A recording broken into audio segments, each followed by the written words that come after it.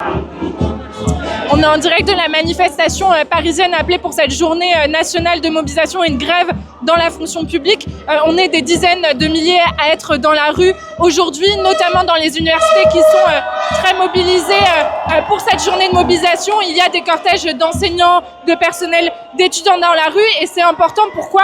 Parce que même si le gouvernement il est tombé hier soir sous le coup d'une motion de censure, il faut continuer de se battre pour l'avenir des services publics, pour nos universités, parce que Macron, il est déterminé à en finir avec l'université publique, il est déterminé à fermer nos universités, à les pousser à la faillite pour empêcher le droit d'étudier des classes populaires, des enfants d'ouvriers, des étrangers, et il faut se battre pour tout ça.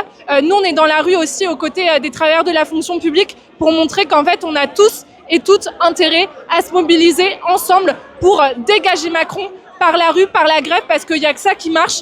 Aujourd'hui, on voit que l'ensemble de la gauche institutionnelle, elle est concentrée pour défendre sa place à Matignon ou bien pour dire qu'en fait Macron, il va être dégagé par des élections anticipées, par les urnes. Nous, on n'y croit pas. On pense que la force des travailleurs, la force de la jeunesse, elle est dans le rapport de force, elle est dans la lutte des classes. On a une occasion en or.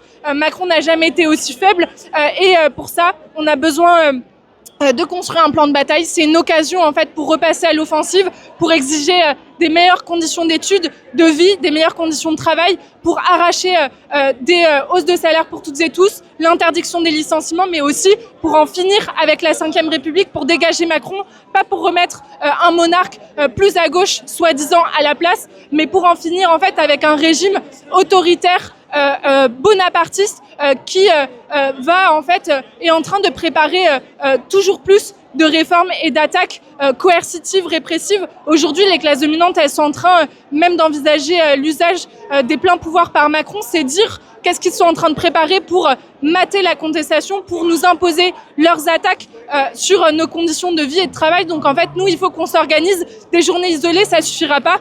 Il va falloir bien plus un plan de bataille qui nous permette de repasser à l'offensive pour nos vies de la jeunesse et des travailleurs.